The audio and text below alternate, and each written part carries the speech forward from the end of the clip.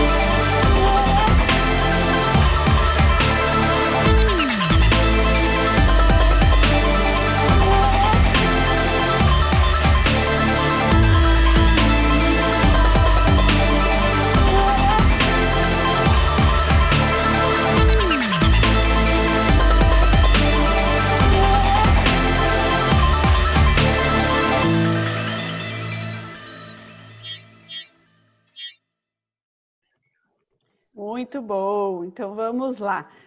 Como eu comentei, né, essa transformação digital, ela veio realmente para revolucionar tudo. Eu queria perguntar aí para todo mundo, né, a gente está com só gigantes dos alimentos, né, aqui.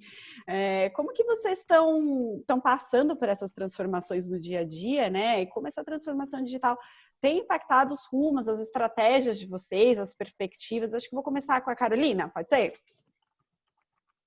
Ótimo. Bom dia a todos.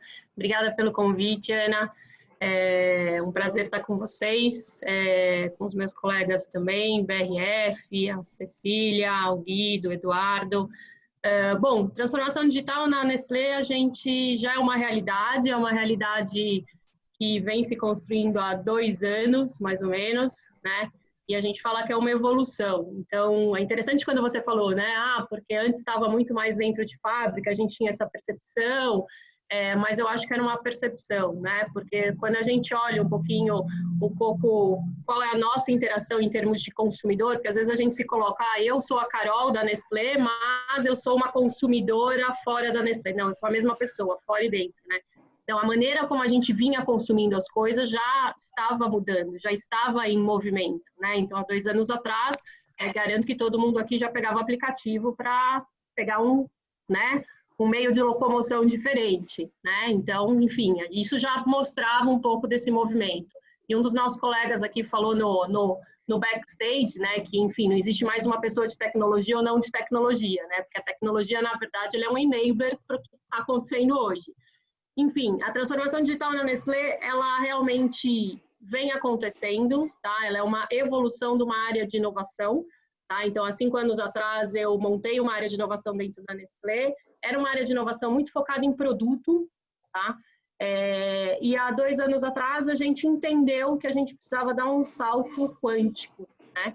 E a gente entendeu que a gente precisava ir beyond product, que a gente coloca. Então, a gente entendeu que o produto em si e o consumidor queria mais do que um produto, né? A gente tinha que colocar uma experiência, a gente tinha que transbordar o produto, porque no final das contas, quando você consome alguma coisa, seja, né, alimento ou outro tipo de produto, é mais do que só aquilo que você está consumindo, é o entorno que dita e que vai, enfim, delimitar a sua experiência, o seu prazer, enfim. Então, isso para a gente foi muito importante, foi um salto que a gente fez e a gente entendeu que a gente tinha que dividir isso em 2 frames, né? Um é o ser digital, então aí vem toda a parte de fábrica, toda a parte de operação, que isso vai acontecer, e a parte do que a gente fala do Go Digital, que é a parte do meu relacionamento junto com os meus consumidores, e que isso vai acontecer com ou sem a Nestlé. Então a gente entendeu que a gente precisava acelerar isso. E o grande desafio também é a parte do Be-Digital, né? Porque a gente muito fala de tecnologia, e aí eu tenho pessoas aqui que entendem mais do que eu, tecnologia. Mas muito a gente fala daquelas palavrinhas mágicas de IoT, de inteligência artificial, machine learning, etc. E a gente vê isso dentro de fábrica. Mas o ponto é como eu escalo isso para o meu consumidor, né? Como é que eu uso isso de uma maneira escalável e sustentável? Então, talvez seja por isso que muito se fala sobre fábrica, né? Sobre operações e a gente tem exemplos, talvez, não menores, mas na parte do consumidor. Enfim, é uma área que o que a gente faz é liderar e orquestrar os movimentos dentro da companhia, porque também dentro dessa nossa jornada, a gente entendeu que não pode ser uma spin-off das áreas da Nestlé, a gente precisa sim orquestrar e ordenar isso dentro da companhia, então a gente tem um roadmap claro, a gente tem interações claras, tem projetos que a gente lidera, tem projetos que a gente ajuda as áreas a acelerarem.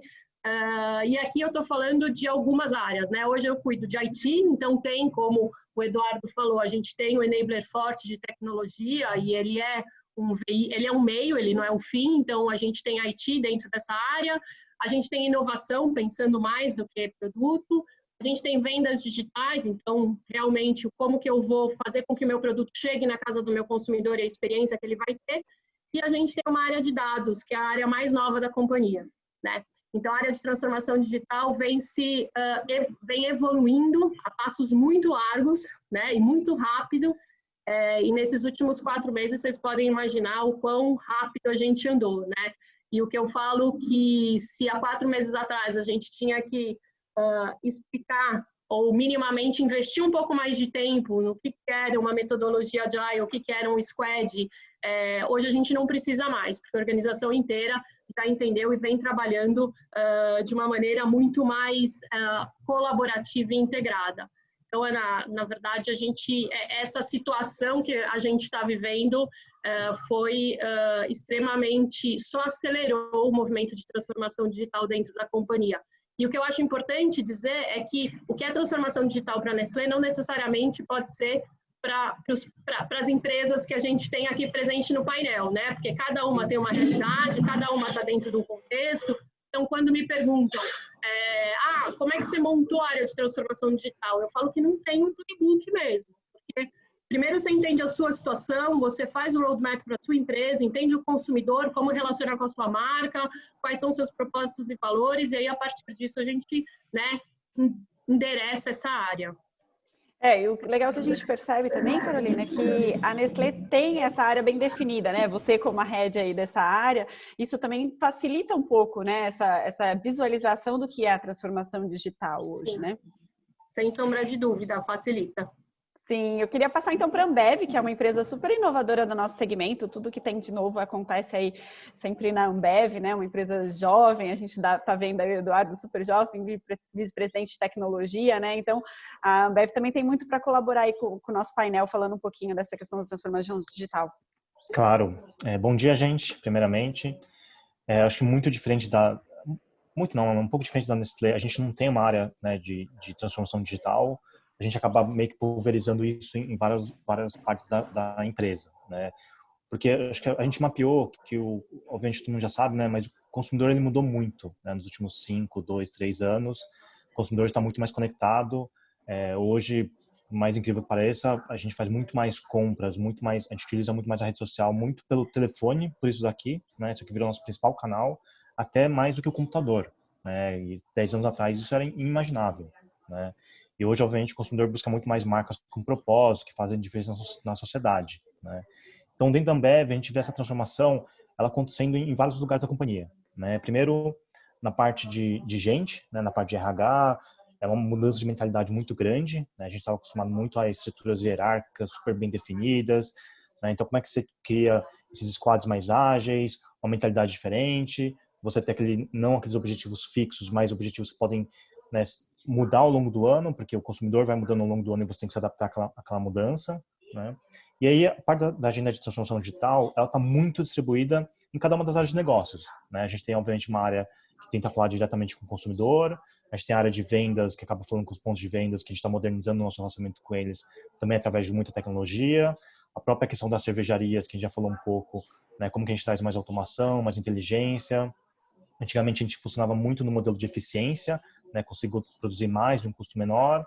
Hoje o consumidor ele quer produtos diferentes, ele quer inovação, ele quer experimentar uma cerveja artesanal, ele quer experimentar uma cerveja com gosto diferente, né? Então como é que a gente adapta o nosso cenário que era baseado em eficiência em um modelo muito mais distribuído, fazer produtos diferentes e é onde a eficiência não é mais o foco principal, ela sempre é importante, mas não é mais o foco principal, mas é muito mais em levar inovações, né? Então até um ano atrás, uns 2 anos atrás, nosso tempo de fazer um novo produto demorava 12 meses, né? Então o time conceber, né, testar tal e lançar isso no mercado. E era muito tempo, né? Em 12 meses o consumidor queria uma coisa, depois de 12 meses já mudava, né? Então a gente conseguiu baixar isso para 3, 4 meses. Então hoje a gente está bombardeando o mercado com soluções diferentes, tanto de cerveja, né, quanto até de outros líquidos, testando isso em alguns mercados, né? Não existe mais esse modelo de vamos criar um negócio que vai servir para o Brasil inteiro. O Brasil é muito diferente, né? Então a gente está criando alguns modelos onde a gente testa uma cerveja ou algum outro líquido em São Paulo, em Campinas, ou no Nordeste, ou no Sul, ver se aquilo ali atrai demanda, porque não ter um produto que só vende no Carnaval, né? Porque é uma época diferente de festividade, e no restante do ano a gente não faz questão de ter aquele produto no mercado. Então esse é um modelo muito mais pulverizado, né? E essa demanda, ela acaba trazendo em todas as áreas, né? A área de fiscal, contabilidade, tem que mudar por questão desse produto, pulverização dos produtos. A área de tecnologia é super importante, você criar canais diferentes, você ter uma logística mais ágil, né? Os centros de distribuição que hoje aguentam milhares de produtos diferentes, não só aquelas 3, 4 marcas que eram iguais, né? Então, essa demanda do consumidor, ela acaba tendo que mudar a cadeia inteira, né? Por isso que dentro da Ambev a gente acaba pensando como cada uma das suas cadeias, desde o financeiro, o back office, até, né, o front-end, vendas, logística, as cervejarias, como é que se adapta a esse novo mundo, né? E é um pouco disso que a gente tem feito. É, muito também, cada vez mais a gente tem um canal direto ao consumidor, né? Seja através do marketing, seja através de vendas diretas, que a gente tem algumas iniciativas nesse sentido, né? Eu gosto muito de citar o exemplo também do que aconteceu agora devido ao Covid. A gente, obviamente, no marketing, a gente tem vários contratos, né, com cantores, com, né, futebol e tal, e de repente nada disso estava disponível, né? Os jogos não aconteciam mais, os grandes shows não estavam mais acontecendo. E a gente, né, no modelo muito rápido, a gente foi naquele modelo de lives, né, junto com os grandes cantores sertanejos e algumas outras pessoas. Era o que não tava no nosso plano estratégico, né, de 3 anos, 5 anos, não estava no plano desse ano. E a gente teve que se adaptar, né? E a gente fez mais de 300 lives esse ano. A gente teve mais de 600 milhões de views só dessas lives. A gente gerou um conteúdo espontâneo nas redes sociais que foi maior do que a gente estava acostumado a fazer naquele modelo organizado, a gente pagando e tal, né? Então, eu acho que muito mais importante do que tentar prever o futuro, né, é criar essas estruturas que vão ser flexíveis e que vão conseguir se adaptar a essas realidades que vão aparecendo, né? Hoje, obviamente, é o Covid, a situação está todo mundo em casa. Amanhã vai ser um negócio diferente, né? Então, como que a gente, como indústria, consegue se adaptar a esses cenários, né? E, obviamente, depende da situação, alguns canais, como foi o nosso caso do marketing das lives, se favoreceu, né? Os nossos canais direto ao consumidor, né, trazer comodidade também fortaleceu, cresceu muito durante a pandemia. Mas acho que a grande mudança, né, é esse mundo incerto que a gente vive e como que a gente consegue se preparar, né, em cada uma das áreas dentro desse novo mundo. Sim, e é uma questão bem interessante que está acontecendo, né? Que não está acontecendo a mudança só com a indústria, né? Pessoalmente a gente está sendo impactado. Então está todo mundo aberto a novas mudanças, mais flexível, né? Então, até como você comentou, essa questão de criar novos produtos, o consumidor quer novos produtos, então ele está aceitando mais. Esse aqui ainda não está muito bom, né? Mas assim, está todo mundo participando dessa revolução, mesmo como pessoa, como indústria. Isso é um momento bem oportuno para a gente, para poder tirar sabedoria disso, né? Então, vou para o Sérgio agora. O Sérgio também, a BRF é uma empresa bem legal. A gente sempre gosta de falar de tecnologia e trazer BRF, que é uma das primeiras indústrias que trouxe algumas tecnologias novas, né? Já está trabalhando com blockchain, já tem coisa muito nova acontecendo lá na BRF. Conta pra gente como que tá, Sérgio, essa questão da transformação digital, quais são os impactos que vocês estão tendo, desafios. Legal, Ana, bom dia para todo mundo aí, meus colegas que estão também aqui nesse webinar e para o pessoal que está acompanhando. Acho que primeiro falar um pouquinho do nosso modelo. O nosso modelo é até um pouco mais próximo do que o Eduardo mencionava da Ambev, do que da Nestlé. A gente tem um modelo muito descentralizado. A gente acredita que, até por ter 37 unidades produtoras no Brasil, a gente precisa realmente um pouco mais de descentralização. Como que a gente trabalha até na BRF, então, para contar um pouquinho, né? A gente também vem no modelo que era extremamente em busca de eficiência, né? Mas o consumidor, ele mudou radicalmente. Acho que ficar falando disso seria até ser repetitivo. Então, o que a gente tenta fazer ao longo de toda a cadeia, né? A gente é uma indústria bem verticalizada. Então, quando a gente pensa no porco, por exemplo, a gente começa a planejar hoje o que o consumidor vai consumir daqui 2 a 3 anos, quando você pensa na carne, né? Só que como você vai conseguir metaforizar isso num produto é bem distinto, né? Porque o consumidor acorda numa segunda-feira, ele tem um perfil de fome, dependendo do que ele comeu no final de semana, ao longo do dia, isso, de acordo com as emoções que ele vai sentindo, ele também vai mudando. Então, a gente busca ter soluções aí que atendam, né, esse multiconsumidor, esse consumidor plural que ele é. E uma coisa, eu acho que a Carolina mencionou, é verdade, assim, não dá mais para você ser uma empresa somente de alimento, né? Você tem que ser uma empresa de soluções alimentares, né? De soluções gastronômicas. Então, quando a gente vai olhar para o nosso consumidor, a gente entende que ele não vai se comprar somente no supermercado mais, né? Ele não vai se alimentar somente num restaurante mais, né? Isso também foi uma mudança drástica. Eu fui num restaurante semana passada, numa viagem, eu me senti um extraterrestre, né? Que depois de 4 meses dentro de casa, você estava lá. Então, nossa relação com o alimento mudou durante esses 4 meses. Vai mudar ainda mais. É difícil saber o quê. Não sei se a gente vai comer alimentos com super suplementos, né? Lá fora, nos Estados Unidos, é muito comum esse conceito de superfoods. No Brasil, historicamente, a gente vem testado com sequenciamento e não pluga. Só que, em contrapartida, você vê o pessoal comendo mais suplementos alimentares, comendo mais vitamina C. Eu mesmo fiz uma corrida na drogaria e não consegui encontrar logo nas primeiras semanas. Então, a gente veio para um modelo que tem que entender o que acontece em toda a cadeia. Então, blockchain é fundamental, conexão com a indústria é fundamental. Todo mundo fala de indústria 4.0 e, de fato, ela já está no 5.0, no 6.0. A gente tem que ter um acompanhamento da produtividade em tempo real. Só que a gente também, ao mesmo tempo, entendeu que aquela estrutura muito engessada, que só nos stage gates, então, vão passando de gate a gate, isso limitava o potencial de expansão da companhia. Porque o stage gate ele é ótimo para a companhia conseguir fazer mais e com mais eficiência o que ela faz bem. Então, ela trata o mesmo suprimento, ela trata o mesmo maquinário e ela faz você tirar o máximo daquilo. Então, como a gente pluga nisso, que a gente está chamando do Supply 2.0, que é todo o ecossistema de inovação, de parcerias que você tem do lado de fora. Como a gente pode fazer uma parceria com a Heinz, como a gente pode fazer uma parceria com a Ambev. Então, assim, até nos canais digitais que a própria Ambev tem, a gente está entrando lá também com as nossas marcas, a gente está entrando lá com os nossos produtos. A gente tem feito transformação de canais que, historicamente, eles eram físicos, né? E veio agora o Mercato BRF. Também foi um canal que a gente vinha tentando acelerar na companhia há um tempo e com a pandemia isso parece que fez assim, né? De um toque de mágica, a gente começou a fazer um monte de coisa. E a pandemia, ela mostrou, acho que até para passar a voz para os colegas também, ela trouxe uma coisa muito importante para a companhia, que é, de fato, ouvir com interesse o que o consumidor está falando. De fato, ouvir com interesse o que a sociedade está dizendo. A gente começou a desenvolver dentro de casa alguns maquinários, algumas estruturas que elas ajudam a fazer esterilização de EPI.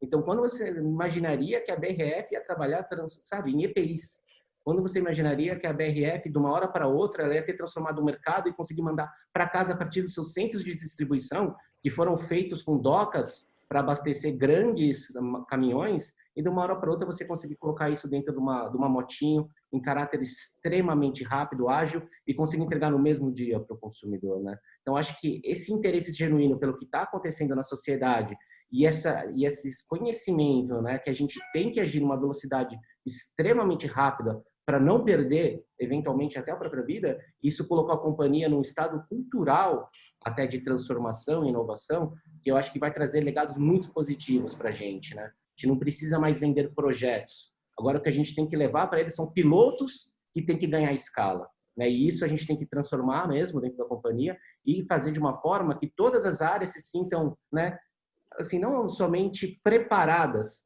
mas empossadas para conseguir fazer a transformação, fazer a digitalização, fazer a construção do novo produto ou do novo modelo de comunicação. Então, a gente faz isso muito mais para trazer voz e máquina e estrutura para as pessoas do que necessariamente deixar tudo isso somente no nosso time. Então, isso a gente está tentando quebrar um pouquinho.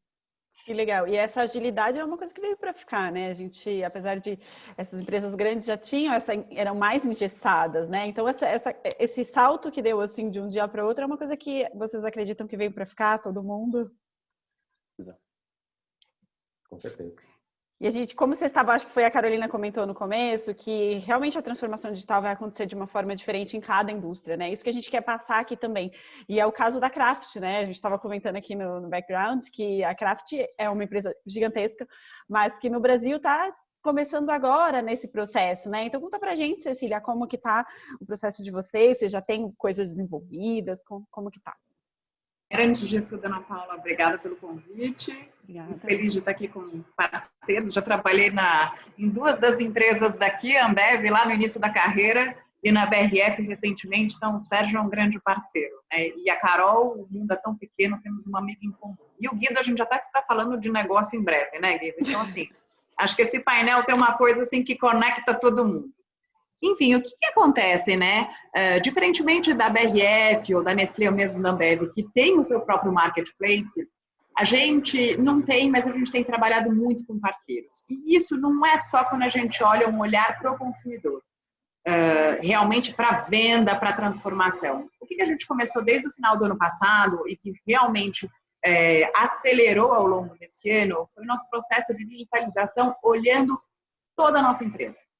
E aí, um dos grandes pontos que a gente fez, e eu concordo 100% com o que a Carol disse, que é sobre cada empresa tem o seu formato, a gente olhou que somos grandes, somos gigantes, somos uma empresa internacional e que a gente precisava também nos ajudar, ter alguém que nos auxiliasse a pensar completamente fora da caixa, para que a gente conseguisse entregar mais rápido e soluções mais eficientes. Então, a gente se associou com o Instituto InovaBrá, que é um espaço do Bradesco, né, onde realmente a gente consegue trazer agilidade e está cada vez mais próximo das startups, né?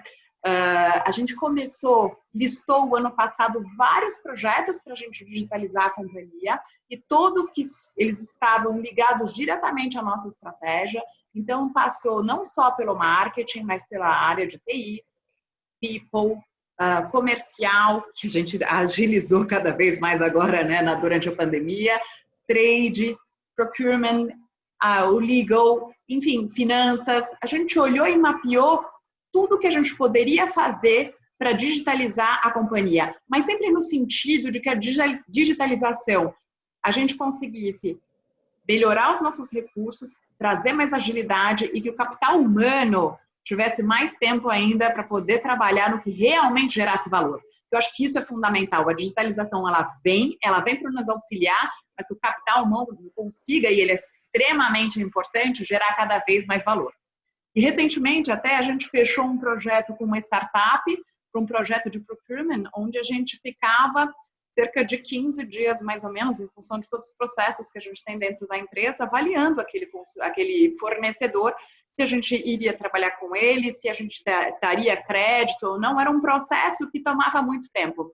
Hoje a gente se associou com uma startup, onde a gente consegue fazer isso em questões de minutos.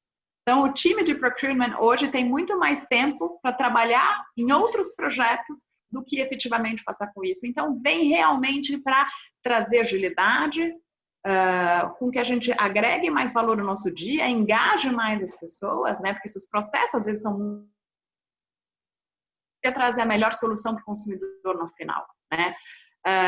E isso tem acontecido, então aconteceu com o Procure, mas também acontece com o desenvolvimento de projetos de inovação de produtos, que a gente tem olhado agora como é que a gente pode trabalhar com parceiros.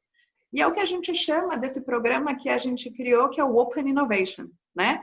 Então, é construção de um mindset dentro da empresa onde a digitalização vem para ajudar, mas que realmente todo mundo tenha na cabeça que inovar não é um problema só de marketing, não é só uma solução de produto, né? É uma solução do dia a dia. Que como é que a gente consegue entregar propostas onde a gente consiga trazer agilidade, eficiência e realmente consiga que as pessoas possam trabalhar no que realmente gere mais valor e a gente consiga entregar soluções mais rápidas. E que sejam realmente serviços úteis para o consumidor, né? Que no final das contas é todo esse processo que a gente busca. E por mais que a gente não tenha, Ana, nosso próprio e-commerce, a gente trabalha muito com os nossos parceiros e a gente viu como isso tem sido positivo e tendo muitas trocas nessa nossa mentalidade de open innovation e todo mundo andar junto aí nessa digitalização. Isso também foi um grande aprendizado da pandemia, né? A gente viu empresas como Nestlé e Ambev trabalhando juntas, né? Criando projetos juntas. Estava assistindo até um podcast da Carol e ela falando que isso foi feito online, né? Quando que se imaginaria duas empresas gigantes fecharem uma parceria desse tamanho online? Então, essa parceria realmente é uma coisa que veio para ficar e acredito que com bons resultados para todo mundo, né? Falando em parceiro, a gente está com o Guido da Infracommerce, que é um parceiro aí do segmento, né? Ele está trabalhando para ajudar indústrias a materializarem seus projetos, né? E o que você acha, Guido? O que eles têm tido mais de dificuldade? Como que vocês vêm do lado de lá, né? A gente está aqui com as indústrias, a gente queria entender um pouquinho do lado de cá. O que vocês têm percebido que pode ser interessante nessa transformação digital? Perfeito. De novo, obrigado pelo convite, Ana. Obrigado a todos aqui pela presença de vocês. É um prazer estar aqui. Eu acho que a gente tem uma visão bastante interessante, porque, na verdade, a gente é um agente de transformação para grandes indústrias e para o mercado como um todo, né? Então, a gente tem tido uma visão muito ampla do como que está sendo essa digitalização dentro do mercado. E se você vê a própria evolução da Infracommerce, ela acompanha justamente isso. Porque 9 anos atrás, a gente era uma empresa, começou como sendo uma empresa que montava e-commerce B2C para grandes marcas, que eram as marcas internacionais, que estavam com essa cabeça de eu preciso estar no e-commerce, etc. 9 anos para cá, hoje em dia, a gente foi evoluindo nossas soluções justamente para acompanhar o processo de digitalização não só da indústria, mas também do consumidor. Então, o consumidor que antigamente comprava talvez em um site de e-commerce 9 anos atrás, hoje em dia ele é o consumidor omnichannel, everywhere channel, né? Então, nossas soluções, hoje a gente dá soluções de omnichannel, everywhere channel, etc. Porque a gente tem que estar, a digitalização é um processo vivo e que você tem que estar sempre procurando the next big thing, a próxima grande coisa, né? Justamente para atender as dores que são reais deste consumidor e desta indústria. Então, depois que o consumidor foi para Omni, foi de plataforma para Omni, 5 ou 6 anos atrás, as rotas de mercados B2B começaram a pensar um pouco mais de digitalização. Então, a gente começou a desenvolver soluções digitais de B2B. Então, hoje temos grandes plataformas que ajudam as indústrias a se conectarem com varejos, com supermercados, com restaurantes, padarias, bares, o que for. Então, esse processo, a gente gosta de ver essa evolução da digitalização entre as grandes indústrias. E a gente não acompanha só o que a indústria quer, mas também o que o consumidor quer, né? E aí o consumidor, seja ele um consumidor final ou uma pequena empresa do outro lado que tem que fazer uma compra inteligente. Então, o nível de abertura o nível de aceitação dessas tecnologias vem mudando muito, drasticamente. Então, cada vez mais a gente tem que trazer soluções que são mais completas, seja um aplicativo muito mais friendly, seja uma lista de compra sugerida para o varejo, para este varejo e não para um varejo genérico, seja ele uma conexão via WhatsApp, que é a principal ferramenta. Então, tudo isso a gente vai evoluindo nossas soluções juntamente com a digitalização de cada um dos players dentro disso. Acho legal que, se você pensa 5 anos atrás, quem nos procurava para uma solução talvez era o gerente de e-commerce, às vezes era alguém de IT, Às vezes alguém de logística que queria melhorar a logística B2C, que não todos têm como BRF essa possibilidade. Hoje em dia, quem nos procura é o diretor comercial do canal indireto, é o diretor de transformação, como a Carolina aqui dentro, é o presidente que está super... Então, você já vê que a digitalização apareceu para todo mundo, é ampla, não é um cara que está fazendo isso. É a empresa toda que está aberta, e a gente até prega por isso. Quando vem alguém e vem um primeiro gerente de como a gente fala, legal, vamos fazer essa introdução, vamos agora falar com o teu time de marketing, vamos agora falar com o teu time de vendas, vamos agora... Porque a digitalização não pode ser uma pessoa, né? Então, acho que isso é muito legal do nosso papel aí de ser um agente de transformação. A gente traz soluções que se encaixam na realidade, no momento e no mercado de cada uma dessas indústrias. E uma coisa que eu pessoalmente observo muito, estando nesse mercado, tanto na infra como no meu passado também numa grande indústria que era a Unilever, a digitalização, na verdade, tem zero a ver com tecnologia. A transformação digital tem zero a ver com tecnologia. É 100% pessoas. 100% pessoas. Isso foi uma pergunta, inclusive, que o pessoal já fez aqui no chat. A transformação digital é pessoas, a tecnologia? Então, é até legal você estar comentando isso. Para mim, isso nos últimos anos que cada vez mais eu me imersei nesse mundo de tecnologia, e-commerce, digitalização, soluções, é 100% pessoas. Porque eu vou dar um exemplo muito claro. Minhas soluções que eu tenho dentro de casa, na e-commerce, a gente consegue dar para um leque de indústrias, tá? Eu não seleciono uma melhor solução, eu dou uma solução transparente, mas quem sofre dela de uma forma melhor que a outra tem tudo a ver com a pessoa do outro lado, quão aberta que ela é, como a cabeça dela está setada para isso, se ela quer ser ágil, não quer ser ágil, e não estou falando só da pessoa, também da cultura, que também é pessoas por trás, né? Por isso que para mim a digitalização tem 100% a ver com o mindset da pessoa, com o mindset da cultura onde a pessoa está inserida e muito pouco, desculpa, Eduardo, vice-presidente da IT, muito pouco com tecnologia, porque a tecnologia hoje está nas mãos de todo mundo. Então, é só essas pessoas saberem querer ir atrás e quererem explorar isso ao máximo. Tá? Sim, muitas mudanças acontecendo, né? Eu vou ficar aqui com uma palavra que o Sérgio falou desse primeiro bloco, né? Que foi que agora as indústrias de alimentos estão se tornando indústrias de soluções alimentares, né? Isso é uma coisa muito nova, né? E como é que a gente trabalha tudo isso, né? Como é que a gente faz essas parcerias acontecerem, né? Também muito novo para o nosso segmento essa questão de startups. Eu não sei quantos projetos vocês têm, cada um, a gente vai entrar um pouquinho mais nisso agora.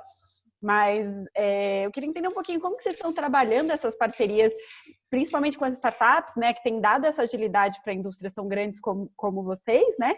E o que vocês têm colhido de experiência boa dessas parcerias com as startups? Vou começar com a Carolina de novo. Tá bom. Bom, o relacionamento com startups ou scale-ups dentro da Nestlé começou há 5 anos, né? Então, porque eu entendo e a gente começou a entender também que é um relacionamento, né? Então, a gente entende como se trabalham, eles entendem como a gente trabalha e a gente acha um denominador comum, né? Então, há 5 anos atrás, a gente começou a uma abertura dentro da empresa para trabalhar com startups e scale-ups, como uma boa multinacional. Há 6 anos atrás, a gente achava que a gente tinha que deter tanto tecnologia quanto soluções de ponta a ponta, né? E a gente tinha que desenvolver tudo de ponta a ponta. E a gente entendeu que a gente poderia ir muito mais rápido com os parceiros corretos, com as pessoas corretas. E mais do que isso, eu não preciso ter todo o conhecimento dentro de casa, né? Porque, afinal de contas, a gente entendeu que a colaboração, né? E trabalhar em rede é muito mais benéfico para os dois lados. Então, foi um processo mesmo. Eu lembro que há 5 anos atrás a gente tinha, inclusive, um exemplo, a gente pegava uma startup ou uma scale-up e a gente remunerava, né? Então, a gente pagava da mesma maneira que a gente pagava grandes empresas fornecedoras nossas. Mas aí a gente começou a ver, é impossível, né? Porque essa pessoa, essa empresa, essa startup, essa scale-up não tem o mesmo fluxo de caixa, né?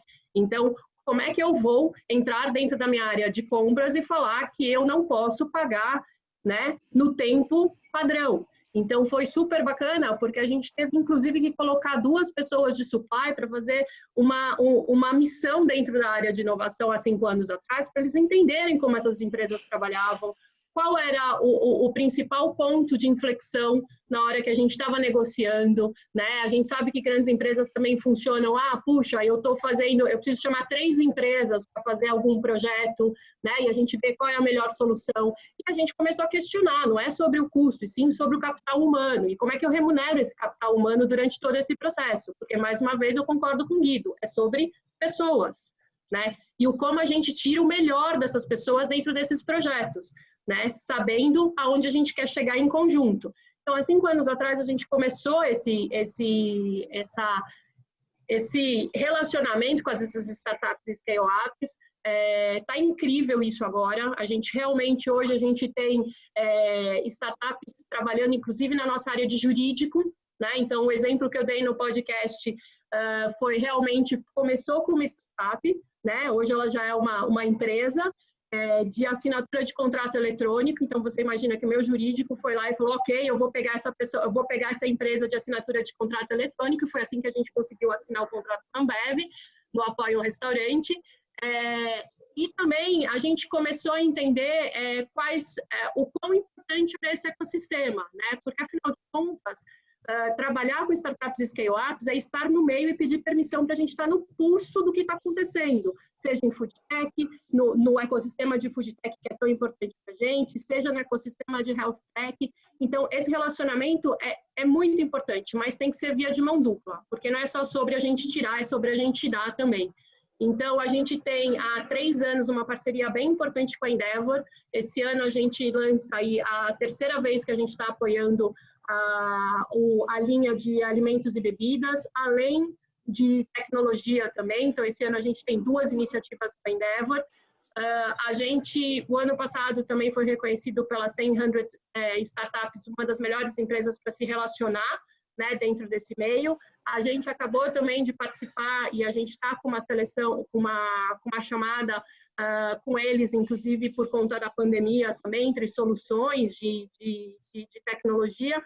Enfim, eu digo que há 5 anos a gente entendeu e está entendendo o quão importante é esse ecossistema. E o quão importante são as pessoas que movem esse ecossistema. E a gente, como uma grande empresa de alimento, é nossa responsabilidade manter esse ecossistema pulsante, porque é dali que a gente vai conseguir entregar a melhor solução para o meu consumidor. Tá? Então, assim, não se faz mais nada sozinho hoje, grandes empresas. Eu acho que isso a pandemia veio mostrando, né? Essa competição que a gente tem hoje, essa colaboração interna, o quanto a gente agilizou muitas soluções que muitas vezes, como o Sérgio falou, estavam dentro de gaveta, né? Então, o porquê fazer tudo sozinho? Então, a gente vem aí a passos bem importantes e bem acelerados. Ô, Carol, e vocês têm uma área que vocês elencam como prioridade para trabalhar com as startups? Ou tem um roadmap? Como que vocês estruturam isso? Eu tenho dentro da minha área, eu tenho uma área de inovação. Então, a gente tem 2 pessoas que cuidam do que a gente chama de Open Innovation, né? Então, dentro do roadmap de inovação da companhia, que, lembrando, não é só sobre produto, e sim sobre modelos de negócio / experiência, a gente tem esse roadmap definido dentro das nossas marcas e nossos propósitos, e através disso a gente tem as linhas e os contatos com as scale-ups e startups. Tem iniciativas que são bem mais para longo prazo, né, esse relacionamento, e tem startups e scale-ups que a gente usa para soluções como jurídico, né? Ou como acelerar alguma iniciativa dentro da área de vendas, por exemplo. Então, a gente já tem um pool de startups e scale-ups dentro de compras, inclusive, onde a gente consegue fazer essa chamada e consegue puxá-los para trabalhar. E vice-versa, porque o que eu acho super bacana, Ana, é que muitas vezes a gente chama esses parceiros e na hora que a gente apresenta o problema, depois de 1 hora de reunião, a solução não é aquela que a gente pensava no início. Ela é totalmente diferente, muitas vezes. E te digo mais, é totalmente diferente com impacto muito maior para o negócio. Uhum. Então, sim, é eles têm essa incrível a visão de capacidade negócio, humana. eles têm essa visão mais ampla, né? Às vezes você está focado no problema, você está sempre naquele problema ali, eles estão olhando como de uma maneira mais, uma amplitude maior, Sim, né? sim. E é incrível, essa troca é muito poderosa. Legal, vamos lá então para a Ambev. Eduardo, conta pra gente como é que vocês... Sei que vocês têm altos hackathons, como é que vocês elegem aí, né? Se você puder começar por isso, né? Quais são as áreas que vão trabalhar com as startups? Legal. Não, a gente trabalha muito com startups em diferentes, né, estágios de funding, tamanhos diferentes, né? A gente começou, deve fazer uns 2 anos, muito mais o conceito de Open Innovation que a Carol mencionou. A gente começou a colocar desafios de negócio, né, que a gente chama de Innovation Games, para algumas associações de startups, em Florianópolis, né, em Recife, em algumas outras, e as startups vinham e propunham soluções que elas tinham para resolver aquele problema, né? Então, e isso somente em casos onde a gente tinha uma necessidade muito grande, ou a gente estava pensando em alguma questão estratégica, a gente meio que abria, né, ouvia o pitch das startups, acabava decidindo ou utilizar, ou às vezes investir em algumas, né? Então, isso a gente tem feito. Eu tenho um time bem grande de community managers que ajuda muito nessa questão de manter esse relacionamento com as startups, né? Isso é um trabalho constante, né? Não é de um dia para o outro que de repente você tem um relacionamento grande com as startups. É um mundo muito pulverizado, né? Então você tem que estar constantemente junto com as associações, entendendo os problemas, investindo aqui, né? Você tem que estar inserido dentro desse contexto das startups, né? Então a gente tem um pouco desse modelo. A gente recentemente, se não me engano, foi no ano passado, a gente colocou alguns desafios de sustentabilidade, né, que é uma área que a gente decidiu investir muito mais. A gente criou uma aceleradora, chamada Aceleradora 100+, onde a gente focou em algumas áreas, né, agricultura sustentável, água, embalagem circular, mudanças climáticas, onde a gente quis ouvir que algumas startups estavam querendo fazer, né, dar um funding para elas, e às vezes elas resolviam algum problema específico nosso, né, que ia ajudar algum caso nosso lá de água, por exemplo, nas cervejarias, e às vezes não, às vezes elas tinham uma proposição legal, que a gente achava que ia ajudar no mundo da sustentabilidade, não necessariamente diretamente com a gente, mas a gente achava que fazia sentido a gente ajudar essa startup e alimentar o ecossistema, né? Então esse era um outro modelo onde a gente estava, de novo, porque era uma causa que a gente queria investir mais, estar mais próximo, entender mais, fazer tecnologias que pudessem ajudar a gente, né, nesse movimento de ser mais sustentável. E a gente tem um outro terceiro que a gente chama de ZX Ventures, que é um braço mais ventures dentro da Ambev, que é um grupo de inovação, né, uma empresa meio quase que apartada, onde a gente pensa tanto em inovações de líquidos, né, quanto de tecnologia, né? Por meio dela a gente faz aquisições, às vezes de, sei lá, cervejarias artesanais que a gente quer trazer aquele conhecimento para dentro de casa.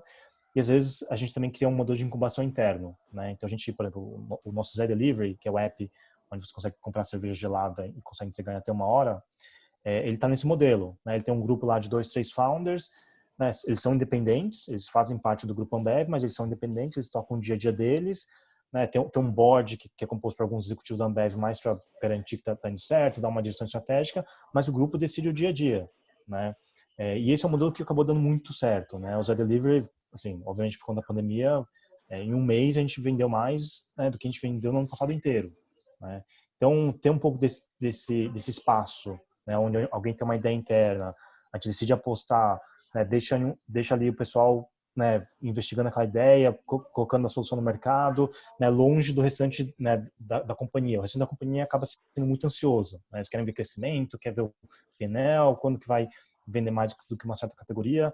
Então a gente quer ter esse crescimento mais orgânico, né, deixar o time de founders ali tentando testar ideias, product market fit, vai testando, e às vezes chegando numa solução que não era o que a gente esperava, mas eles têm independência para fazer aquilo ali, né?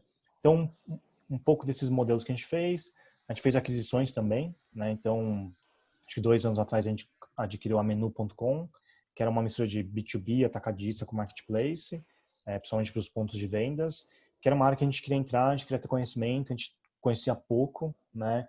Então a gente resolveu investir e hoje eles são nossos. Nesse modelo de founders também, os founders têm liberdade e a gente, obviamente, como a gente tem contato com os pontos de vendas, a gente acaba dando um apoio para eles se expandirem, né? Então tem um pouco de modelos diferentes, né? Eu acho que não tem uma receita que cobre tudo, né? De novo, o mundo de startups é um mundo muito grande, com empresas em estágios diferentes. Em algumas startups a gente acabou fazendo um investimento porque era um conhecimento estratégico, mas a gente não queria necessariamente que a startup fosse 100% nossa, ter um benefício dela estar conectada com os clientes, né, dela ter vida própria.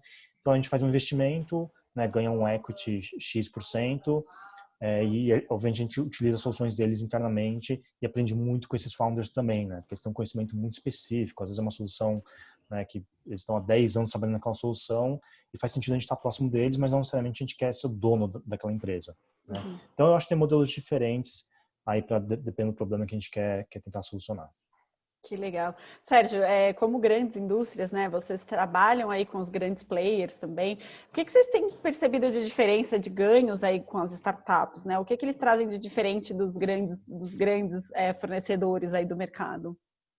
Se eu falasse da mentalidade, seria chover no molhado, né? Mas eu acho que principalmente a mentalidade de fazer, não descansar, adaptabilidade é genial, né? Então, assim, eles chegam já pensando em, sim, querem escalar o negócio, mas como eles podem trabalhar também para conseguir fazer esse negócio girar antes de qualquer coisa, né? A grande indústria, ela sempre vai atrás de escala. Então, essas empresas menores, elas conseguem fazer ou pequenos ajustes, ou estão abertas a fazer pequenos ajustes no seu modelo de negócio, ou na sua plataforma, no que seja, para conseguir atender aquela demanda específica. E, eventualmente, isso cria spin-offs dentro da própria startup. A gente já presenciou isso com parceiros nossos, então isso é fenomenal. Quando eu falo que traz uma mentalidade bacana, acho que o Eduardo mencionou super bem que as companhias no passado elas queriam ser donas de tudo, né? Então, assim, você não podia participar de uma startup se não pensasse em adquirir a startup. Então, o programa ele já começava com um time de CVCs atrás, né? Já vamos chegar pertinho para botar um dinheiro e pegar isso para nós. Só que realmente tem muita coisa que quanto mais diálogos, né? Quanto mais outros parceiros, diferentes parceiros, a startup conseguir manter um sistema de comunicação, mais ela vai aprender e melhor vai ser para a companhia também, né? Uma das coisas que a gente fez até dentro do nosso modelo de conexão com startups, a gente começou também faz mais ou menos uns 5 anos, só que a gente fez muita besteira no começo, muito. A gente abria tanta porta que a gente não conseguia dialogar. E a gente estava com um sisteminha de gestão somente num time. Gente, que a gente frustrou, eu tenho certeza que foi muita gente, inclusive deve ter gente frustrada com a gente até hoje, então, my bad, desculpem mesmo, não foi de propósito, a gente estava acertando o modelo. Agora, desde o ano passado, a gente melhorou bastante o modelo. A gente tem um modelo hoje, de novo, descentralizado. A gente tem uma plataforma única, que é o BRF Hub. E pelo Hub, todo mundo consegue dirigir a maquininha. Então, a maquininha que, se você quiser entrar, não importa se você é de suprimentos, se você é de marketing, se você é de inovação, se você é de vendas, você consegue entrar. Existe uma calendarização, onde esse time do Hub, que é um time dedicado, vai conseguir colocar os pilotos, os desafios, o modelo de gestão. Isso só para garantir que a gente gasta dinheiro melhor e gasta dinheiro nas coisas certas, né? Mas que ele consegue ser municiado por qualquer ponta, por qualquer player interno. E para os externos também fica muito fácil, porque você entra, e quando a gente fala de ecossistema, a gente fala bastante de startup, mas a gente tem muita produção científica no Brasil, né? Que está adormecida dentro das universidades. E isso é uma coisa que a gente, de fato, é muito incomodado.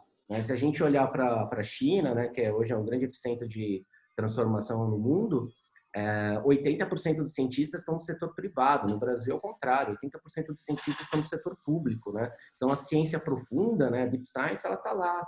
Ela reside hoje nas universidades e nas academias nacionais. Então, esse sistema do Hub, quando você entra, a gente consegue mapear também se você é um empreendedor, se você é uma startup, ou se você é também um professor, ou se você está dentro do setor acadêmico e quer trazer algum paper, alguma coisa que pode ser importante para a gente. Como a gente trabalha muito forte com genética dentro da BRF, né, a gente sabe que dificilmente você vai conseguir isso numa startup, né? As startups elas estão indo para muito mais modelos de plataforma, né, no Brasil, pelo menos. Então, a gente começar a fomentar essa ciência profunda, você tem que ir lá na universidade. Então, a gente está começando a fazer construção de pequenas startups a partir de professores ou de pesquisadores que tem esse coeficiente empreendedor. E quando não o tem, aí sim a gente coloca, né, a musculatura e o modelo de negócio mental que uma companhia como a BRF tem. E uma outra parte são as entidades, né? Então, assim, além da 100 Open, a ACE, que são alguns parceiros nossos, a gente também começou a trabalhar com a Tecnion, Israel, com o pessoal da IBI, a gente começou a trabalhar também com o pessoal da BTI, lá em Portugal. Então, assim, existem várias, né, ramificações. A gente é uma empresa que o global está aqui, né? Eu acho que a Ambev tem um modelo parecido, mas eu vim de uma cultura onde a gente era o Brasil ou você era o máximo regional. Aqui não, aqui tudo depende do que a própria BRF vai fazer. Então a gente não adianta ficar de braço cruzado. Então o nosso modelo também, até nisso, a gente até fala, né? Como a gente está no Brasil, a gente copia por orgulho muita coisa. Então a gente também fica olhando o que outras companhias fazem para a gente conseguir acelerar o nosso modelo de negócio. A gente olha muito, por exemplo, o que a ZX faz. A gente está estruturando um outro modelo de venture agora, até porque, assim, o que aconteceu em bebida artesanal está acontecendo muito forte em alimentos, pelo menos desde 2015, né? A bebida artesanal começou um pouquinho antes. E a gente quer, com isso, também encontrar ramificações. E para essas ramificações também funcionarem, a gente dá total dedicação para elas. A gente tem um exemplo dentro de casa que é a área de pet food, que inclusive tem um CPF próprio, um time próprio, uma governança própria. E acontece que eu também acabo liderando essa iniciativa, mas e lá é tudo do zero. A gente coordena, tipo, desde da operação, da produção da nossa própria ração, até a execução na gôndola, com um modelo que foi o primeiro da BRF, marketplace próprio para a marca Good. Então, assim, é um cenário de experimentação, é um cenário de teste. A única coisa que eu acho que a gente queria até deixar aqui também de uma visão da BRF é dialogar com todo mundo, né? Que startups, scale-ups, mas dialogar muito com o pesquisador, com o cientista, primeiro até para fomentar, né, a ciência, e agora recentemente com o Covid a gente acabou até também fazendo investimentos de 5 milhões de reais em uma série de institutos aí para conseguir acelerar, né, ou o tratamento ou até a busca mesmo por alguma vacina que acabasse com esse monstrinho aí que está mudando a nossa sociedade, né? Verdade, Sérgio, verdade. A Cecília me contou que vocês estão com um projeto legal na área de vendas, né, Cecília? Me conta um pouquinho melhor como que é essa questão para vocês. Bem, na realidade, o que acontece? Esse bichinho aí que o Sérgio falou para a gente, né? Ele nos fez correr de todas as formas aí para a gente conseguir entregar da melhor forma para o que o consumidor busca, né? Tá onde o consumidor está, nessa jornada que ele está, né? Hoje todo mundo está comprando online, mas as pessoas têm milhares de outros interesses. Então, como é que a gente consegue ser relevante em todos os momentos com o consumidor? Isso integra tanto a nossa comunicação, mas principalmente onde e como a gente vai vender. Então, quando começou toda essa pandemia, a gente começou a observar esse movimento natural das pessoas começarem a comprar e a gente precisava estabelecer uma estratégia de e-commerce hoje dentro de casa, né? Como é que a gente poderia fazer?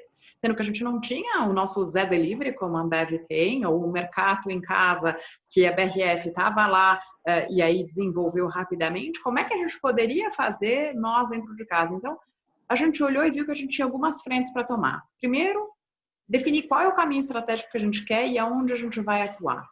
Segundo, entender quais são os parceiros que estão mais desenvolvidos e a gente vai surfar essa onda com eles e os outros que a gente pode ajudar a desenvolver, né? Isso seja tanto em B2B ou em B2C, né? E por fim, entender como é que a gente pode trabalhar com aqueles que já estão trabalhando e são os deliveries que tem aí da vida, os outros marketplaces, como é que a gente pode entrar. Mas o que aconteceu que foi fundamental é que a gente começou a observar, em função da dinâmica do mercado, um faturamento que quase que dobrou desse canal. O que antes era deixado um pouco de lado, não que fosse uma distração, mas era quase assim, um dia isso vai chegar, isso mais efetivamente frente, chegou. Né? Exatamente, isso efetivamente chegou. E a gente fez um projeto de treinamento para todo o time. Seja o time comercial, o time de marketing e o time de trade, falando da importância e principalmente como é que a gente deveria atuar. E começou um processo de gestão desse canal, assim como o indireto, assim como o direto, assim como o pequeno varejo, onde também tem seus KPIs, seus acompanhamentos e que a gente precisa garantir o resultado lá no final. E tudo isso com outro olhar, porque não pode ser os mesmos KPIs, né? Então a gente tem que olhar se a gente está engajando, como a gente está convertendo, aonde está o nosso produto posicionado, qual é a melhor forma de comunicar, onde, e aí que eu entro sobre a jornada e o time de marketing que se envolve, o time de insights, também olhando aonde eu tenho que estar, não é só naquele e-commerce tradicional, aonde mais eu tenho que estar para gerar o call to action, né? Num universo onde as pessoas estão paradas dentro de casa e não estão saindo. Então, assim, é tudo muito novo. O que fez com que a gente se reestruturasse e se integrasse mais para a área comercial, que a gente já era muito próximo do time de marketing, mas cada vez mais próximo, e a gente definiu essa estratégia em conjunto.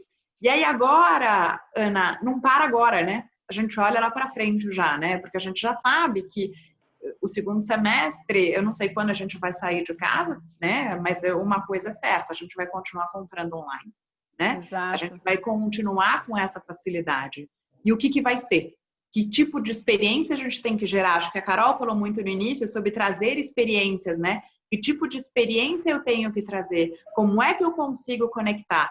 E aí a gente trabalha nesse novo cenário. E é isso, a gente envolve tantas agências, como também parceiros de fora, onde a gente tem trabalhado e buscado soluções também com as startups, porque eles conhecem outras propostas que podem nos trazer, e é trazer agilidade, porque não necessariamente eu vou construir toda uma estrutura de supply específica, enfim, eu tenho que estar ao lado deles para me trazer essa agilidade e o conhecimento para eu conseguir implementar. Então, é um pouco dessa jornada, né? O corona veio, a gente já tinha a intenção, ele nos sacudiu, a gente se organizar, executar nesses 4 meses e agora começa um olhar lá para frente.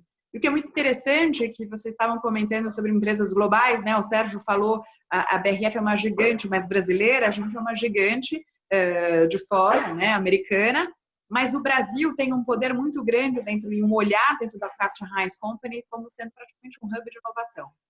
Seja para comunicação, seja para testar. Então, esse processo de Open Innovation, a gente começou aqui, a gente vai exportar, e tudo que a gente tem feito aqui é quase como se fosse uma cela teste para a gente poder colocar para frente. Então, tem tido muitas trocas do que a gente faz aqui para colocar para fora aí nas outras unidades de negócio da Kraft Heinz. Sim, bem legal. A Cecília acabou entrando já no nosso próximo bloco, que é falar um pouquinho do e-commerce, né? Eu já queria juntar, então, 2 perguntas aí para o Guido, que trabalha bastante com isso, nesse momento que as indústrias estão procurando, né? Qual o modelo de negócio a seguir, né? Vou criar um e-commerce próprio, vou entrar no marketplace, vou fazer parceria. O que é mais importante aí nessa questão do e-commerce, né, Guido? Conta pra gente. Eu não sei se vocês também trabalham com startups, como é que vocês... o que vocês dão de ideias para eles? Perfeito. Só para comentar a questão de startup, você pensa, 9 anos atrás a gente era uma startup de um cliente que fazia uma coisa diferente. De 9 anos para cá, são 1.500 funcionários, são 4 bi de reais processados, é um negócio gigante. Mas a gente gosta de manter o status de startup, porque tem tudo a ver com a realidade e com o que a gente quer oferecer para o cliente, que é uma possibilidade de testar coisas novas, de desenvolver um modelo diferente, de sair do dia a dia do core e fazer realmente experimentos, novos mercados, novos produtos, o que for, a gente quer apoiar nisso. E a gente faz isso junto com o cliente. Uma coisa que a Carolina falou é, a startup, você vai lá achando que ele vai trazer uma solução, e no final do dia você saiu na reunião com qualquer outra coisa. E é isso que a gente faz. Na verdade, sozinhos a gente não faz uma transformação da rota de mercado. A gente faz isso junto com o cliente, entendendo a realidade. Então, somos uma empresa focada no e-commerce, agora entrando no segundo assunto. É claro, a gente tem com o e-commerce como um core, né? A gente realmente consegue montar plataformas bem ágeis e de grande escala para poder apoiar as indústrias tanto no B2C como no B2B, como no Omnichannel, para poder levar seus produtos para seja o consumidor final, seja um transformador, ou seja um revendedor. Mas a gente não é um padrão, tá? Então você pergunta o que a indústria tem que saber. Na verdade, cada indústria tem um objetivo com tudo isso. Eu quero, na verdade, ter um canal de relacionamento, mais do que nada. Porque meus clientes já compram minhas marcas em X e outros lugares, mas eu quero ter um canal de relacionamento para conhecer esse consumidor. É isso que a gente vai montar. A gente vai montar um site que vai, obviamente, te dar a possibilidade de vender, mas vai te dar os insights desse consumidor. Vai te dar os dados, quem é ele, o que ele gosta, como que você tem que oferecer para ele, e etc, etc, etc, para que esse relacionamento evolua, tá? Isso uma coisa que a gente viu hoje no B2B, a gente vê muito. Nossos clientes, as indústrias que nós procuramos no B2B, normalmente pegam esse papel de relacionamento e transferem isso para um distribuidor, para um atacado, e fazem um link no meio. Mas por que não você ter um relacionamento de verdade direto com estes caras? E nossa solução de e-commerce faz justamente isso. Não tira o distribuidor, ele está lá, ele está presente, ele está fazendo a distribuição, ele está fazendo o relacionamento físico com o vendedor dele. Mas agora você tem um conhecimento verdadeiro do supermercado, do restaurante, do bar, sobre o que ele gosta, o que ele compra, como que ele compra. E aí você consegue oferecer cada vez melhor para ele. Então, quando você está procurando uma solução de e-commerce, tem diferentes objetivos que você pode trazer e nós temos as soluções que se empacotam para isso, né? Então, por isso que a gente tem um leque um pouco maior de soluções, porque a gente quer dar essa diversidade. Então, eu tenho e-commerce B2B, eu tenho e-commerce B2C, eu tenho omnichannel, eu tenho aplicativos, eu tenho saque, eu tenho pagamentos, eu tenho logística, tá? Justamente porque cada uma dessas indústrias vão pegar um pedacinho um pouco diferente, alguns vão usar os mesmos pedaços de uma forma diferente. A gente quer que a necessidade se transforme a necessidade de cada indústria se transforme na realidade aderente ao momento deles, ao mercado deles. E acho que a gente tem, voltando ao ponto de startup, as pessoas que a gente contrata tem tudo a ver com isso, né? São pessoas inconformadas, são pessoas que olham para a realidade de uma indústria e querem ver o que dá para fazer diferente, o que dá para fazer a mais. Nossas evoluções de produto são esses. Ultimamente, a gente estava querendo evoluir nosso processo de pagamentos. O que a gente fez? A gente criou uma fintech dentro de casa para poder trazer novidades, para poder trazer novas soluções de pagamentos para todos os nossos clientes. Tá? Então, a gente hoje tem um leque de tecnologia muito, muito abrangente, mas a ideia cada um vai sofrer disso de uma forma diferente, vai sofrer disso de uma forma que tenha muito a ver com o momento e com os consumidores deles. A gente tenta trazer também, e isso talvez um dos grandes frutos do e-commerce, tá? É o conhecimento do outro lado, né? Então a indústria, eu tenho essas necessidades, tá? Mas o que o outro lado precisa, né? O que o varejinho, o que o supermercado, o que o restaurante está precisando? Como que você pode atender melhor ele? Porque se você quer que teu resultado melhore, primeiro melhora dele que isso vai junto, né? Então, nossas plataformas de e-commerce para o B2B está muito pensada em como que é o processo de compra de um desses caras. Está muito pensada em como facilitar a compra de um portfólio de 100 SKUs. Como facilitar a vida de um cara que não tem tempo para nada, né? Ele está fazendo as vendas, está fazendo a cozinha, está fazendo a conciliação financeira, está trocando a lâmpada, está limpando o chão. Como que você se encaixa nessa vida dele? Então, o e-commerce nossa solução está muito pensada em vamos nos encaixar de uma forma nesse momento que ele tem para trazer uma facilidade. Então, você, indústria, vai se sofrer disso, vai ganhar relacionamento, vai dar valor agregado, vai poder, por exemplo, falar de novos produtos, vai poder falar de maior mix. Então, grandes resultados do e-commerce que a gente vê sempre tem a ver com a questão de dados e relacionamento. Você começa a usar muitos dos dados que a gente provê para poder vender melhor e vender mais inteligente e oferecer melhores coisas para o consumidor. Mas também tem uma questão de serviços agregados que você leva para seja o consumidor final ou seja o varejo. E tem uma questão de transformação total, da transformação da rota como um todo, né? Antigamente, o nível de serviço era a forma de atender era e vem sendo trabalhado nos últimos 30 anos, talvez da mesma forma.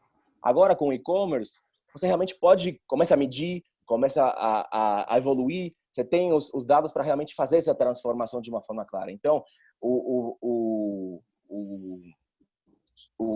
Desculpa, Guido, até te cortar, mas só para ser um pouco uma conversa assim, a gente está inclusive aprendendo como fazer isso, né, no dia a dia, porque a gente não sabe e vai aprendendo nessa loucura que as coisas estão acontecendo, né? Cecília, e a gente aprende junto. Quando a gente montou as primeiras plataformas, especialmente as de B2B, a gente começou a ter um monte de dados, tá? Especialmente a nível de serviço era um dado que a gente começou a olhar muito. E a gente via, nossa, mas é isso mesmo o nível de serviço que a gente tem no B2B hoje em dia no Brasil? O Brasil é gigante, é difícil ter um nível de serviço adequado. O nível de ruptura, o nível de lead time de entrega, precificação correta, etc, etc. Então, você começa a ter dados, a gente senta junto com o cliente e fala, cliente, é isso que a gente está observando. Vamos pensar como evoluir isso? Vamos pensar com que parceiros a gente traz, como quer fazer isso? Então, é exatamente o que você falou. Ele te mina para você poder realmente começar a fazer mais movimentos, e quem ganha no final do dia é o cara na ponta, tá? e a indústria leva isso junto. Legal, Guido. A gente está indo aqui para os nossos últimos minutos. Eu já vou começar a responder, então, perguntar para vocês responderem algumas perguntas aqui do público. O pessoal está perguntando, né, o quanto por cento representa hoje já o e-commerce, né? A gente sabe que é muito novo aí, né? A Nestlé acabou de lançar um e-commerce faz 3 semanas, né, Carol? Não? Me corrija se eu estou errado, então. Não, a gente não faz 3 semanas, não. O que a gente lançou há 3 semanas, talvez, Ana, é a nossa extensão do B2B, que era justamente isso que o Guido estava falando. A gente tem já há 1 ano um canal importante de B2B, que é ligar o nosso canal indireto, né? Para como a gente digitaliza essa relação, sem perder o calor humano, porque eu acho que isso é importante. As pessoas acham que a gente vai digitalizar o B2B, vai perder o calor humano, né? Porque é importante num relacionamento de compra, venda e serviço, não é? E o que a gente fez? Aprendendo e entendendo que o varejinho, o pequeno varejo, as dores desse pequeno varejo, porque foi uma escalada super grande, todo mundo queria ter um e-commerce, né? O Guido com certeza sentiu isso dentro da equipe, todo mundo queria ter um e-commerce, todo mundo vendia digitalmente, seja por WhatsApp, seja por telefone, é uma maneira de vender. A gente lançou uma plataforma junto com o eBanks, que é o Mercado Até Você, que é uma extensão do nosso Até Você, justamente para a digitalização do pequeno varejo. Então, a gente está disponibilizando 100% essa plataforma para o pequeno varejista, que é para a quitanda do seu lado, o pequeno varejinho do seu bairro. Então, eles sobem a loja virtual e é super fácil. Foi isso que a gente lançou, Ana, mas a gente já tem a área de vendas digitais há mais de 2 anos. E a gente já opera com importância dentro do canal B2C, D2C e B2B. Você pode dizer para a gente quanto representa de faturamento? Como que está essa questão de dados do e-commerce hoje? Hoje, bom, o Guido me corrige, mas quando a gente olha food and beverage, não representa nem 3% do total de alimentos. Então, a gente diz que a gente tem uma curva de aprendizado do consumidor comprar online. Né? Então, a gente primeiro comprou, aqui no Brasil, a gente primeiro comprou viagem, passagem aérea, né, Guido? Depois a gente foi para eletro. Oi? Exatamente, eletrônicos foi o próximo. Eletrônico, aí depois a gente vai para higiene e beleza, e aí por último ali tá grocery. Então, a gente está caminhando para isso. Então, a gente tem 3%, nem 3% no total do Brasil. Claro que a gente tem diferenças por região que são mais digitalizadas do que outras. Mas eu tenho certeza que isso vai mudar um pouquinho, né? Porque a gente está falando transação só no online, né, Guido?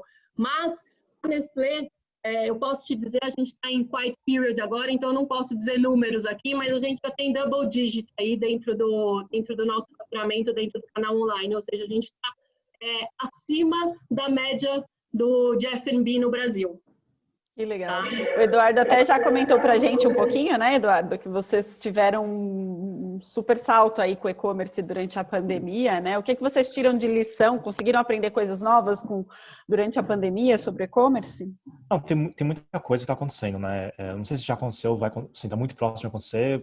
Vai chegar um momento que a gente vai ter mais entregas feitas pelos motoqueiros, né, ou pequenos carros, do que pelos grandes caminhões que fazem a entrega, né, nos pontos de vendas. Né? A gente está já não chegou, a gente está muito perto de chegar em um ponto desse. Né? É óbvio, o pedido do B2C, do consumidor, ele é pequeno comparado, né, em termos de valor ou quantidade de produtos, comparado com quando um supermercado faz um pedido, ou quando um ponto de venda faz um pedido. Né? Mas só o fato do número de pedidos do consumidor ser maior, acho que já é um marco muito significativo. Né? E um ponto que eu sempre falo, assim, a gente já faz esse modelo de delivery, de direct consumer há uns 3, 4 anos talvez, né? E foi agora um pouco no ano passado e obviamente durante a pandemia que a gente cresceu muito nesse canal, né? E esse é um canal que você tem que ter paciência, né? A gente está acostumado nas grandes empresas cara, vamos colocar muito esforço aqui, tem que crescer, não sei o quê. E não adianta, assim, você tem que deixar quase que o consumidor, né, no tempo dele, crescer organicamente, né? Você tem que manter muito a qualidade né, o Guido falou um pouco do nível de serviço, né? O B2B tem um nível de serviço que varia bastante, mas para o consumidor você não pode, assim, você parou de dar nível de serviço para o consumidor, ele não pede mais, aí você perde a recorrência, que é onde você sempre, né, ganha muito mais. Né? Então, qualquer canal B2C, Você tem que ter muito mais paciência e tem que focar muito no nível de serviço, na qualidade, né? Hoje, enfim, tem várias plataformas de delivery, Rappi, iFood. Se o iFood te falar que vai entregar em 1 hora e entregar em 3, você não pede mais, você vai para outra. A gente, como consumidor, a gente tem menos paciência, né? E a gente já cometeu esse erro de tentar, né, forçar, crescer o nosso canal de direct consumer, colocar muito esforço e tal, crescer, expandir o país inteiro e não focar nessas métricas né, de nível de serviço, qualidade, né? A gente está entregando no tempo que a gente prometeu, e aí não deu certo. A gente teve que diminuir o tamanho, né, porque gerou um prejuízo muito grande, a gente teve que diminuir. Aí a gente voltou com o mindset correto de vamos fazer organicamente, crescer sem perder, né, o nível de serviço. Aí a gente foi crescendo aos poucos, ganhando confiança do consumidor, compras recorrentes. E aí, obviamente, a gente expandiu muito nos últimos 6 meses, né, com o mindset ainda de nível de serviço na cabeça, né? Então, o consumidor ele não tolera esse tipo de coisa, né? Então, o B2B é um canal um pouco diferente, né? Óbvio, a gente quer cada vez dar um nível de serviço melhor para o B2B, mas ele tem uma tolerância um pouco maior. Se eu falar, cara, não vou conseguir te entregar hoje, vou te entregar amanhã, ele vai acabar aceitando. Talvez ele não goste, mas ele vai acabar aceitando, né?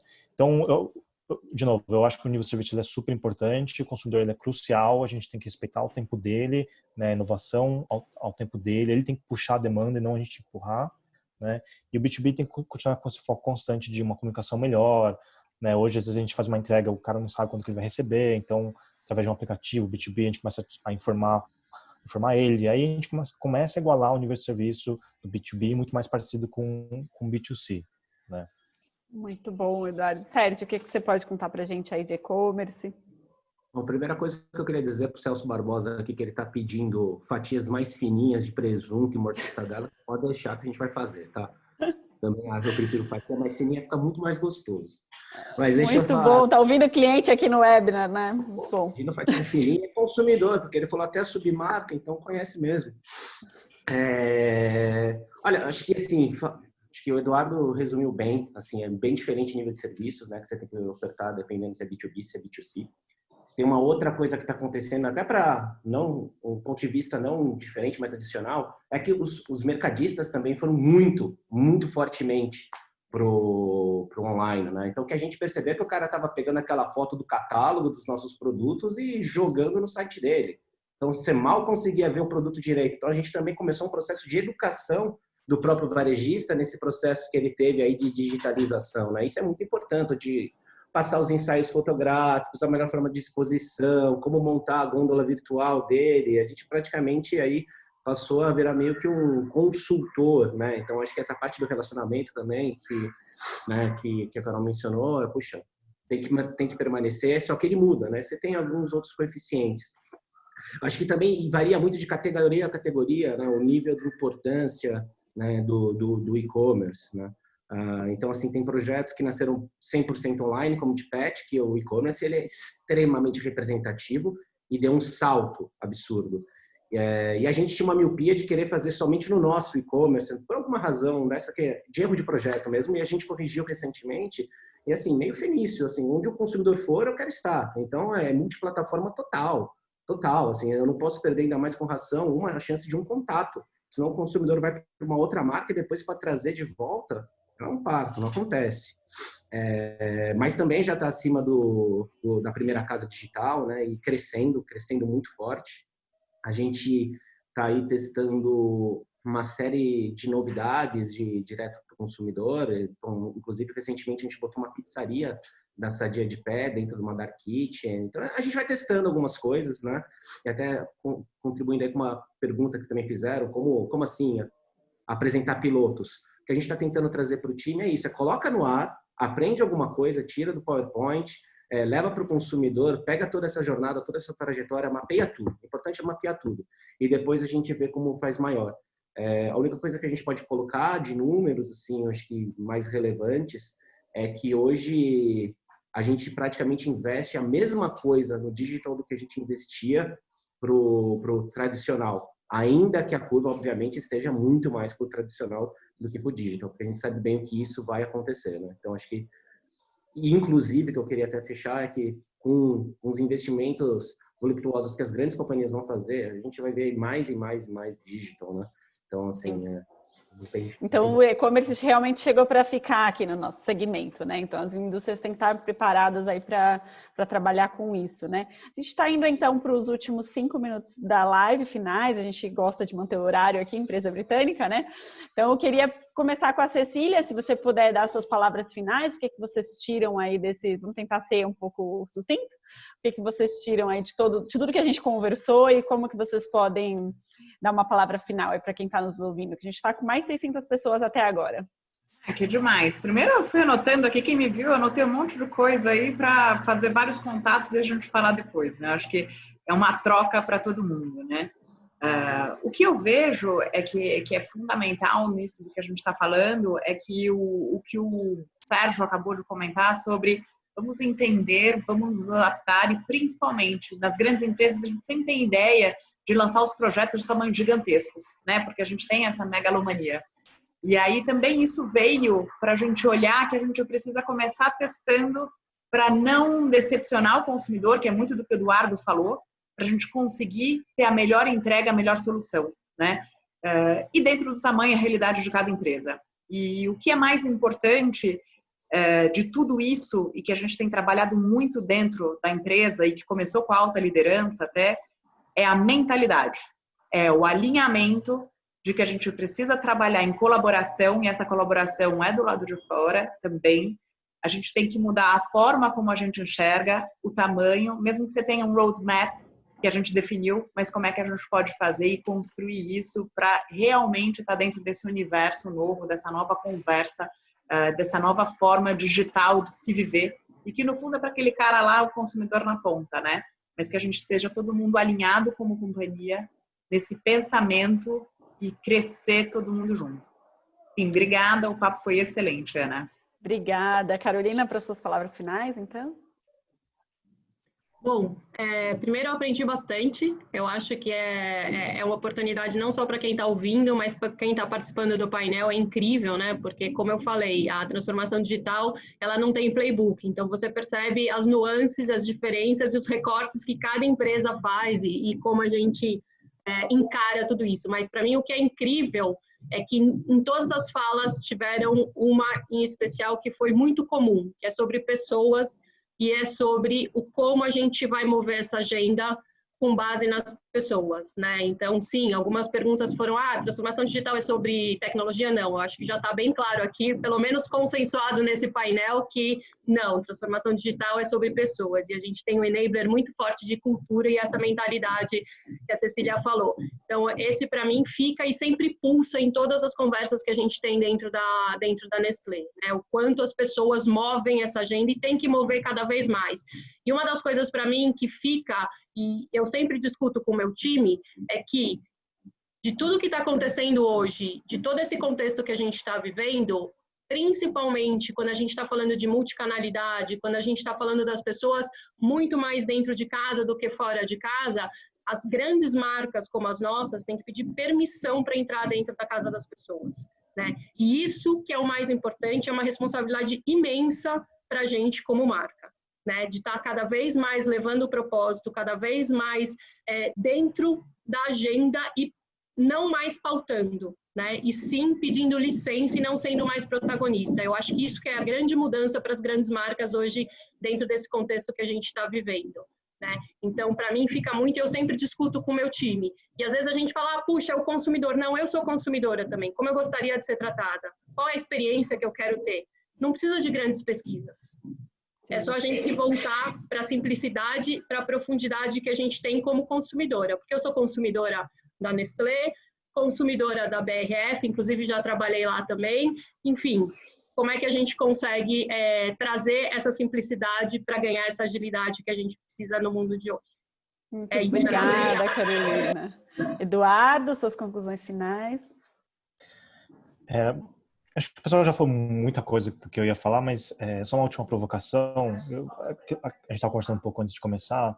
Cada vez mais eu acredito que, né, marketing, vendas, tecnologia e as empresas vão ser uma coisa só, né? Quanto mais a tecnologia penetra o dia a dia, quanto mais o marketing está mais próximo dos consumidores, né? Quanto mais, né, a gente estava um pouco de B2B, o ponto de venda ou qualquer que seja o business está comprando vai ter mais tecnologia, a parte de pessoas, ela tem um novo papel, né? Não é mais aquele negócio de vou lá tirar um pedido. Não, você vai lá ajudar como melhorar o business daquele outro business, né?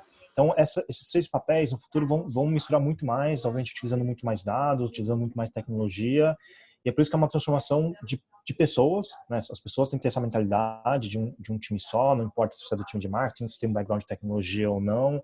No final, todo mundo vai usar mais tecnologia, todo mundo vai usar mais marketing, todo mundo vai vender mais, todo mundo vai usar mais dados, seja como consumidor, seja como empresa, né? Então, acho que um pouco do nosso desafio nesse momento de transição é esse, né? Como a gente quebra esses grandes departamentos que a gente tinha e atua dentro de um objetivo só, de um foco só.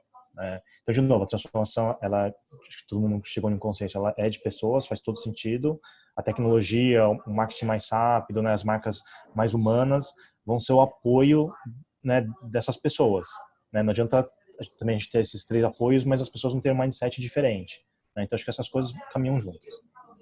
Legal, Eduardo. Suas conclusões, Sérgio, sobre a nossa conversa?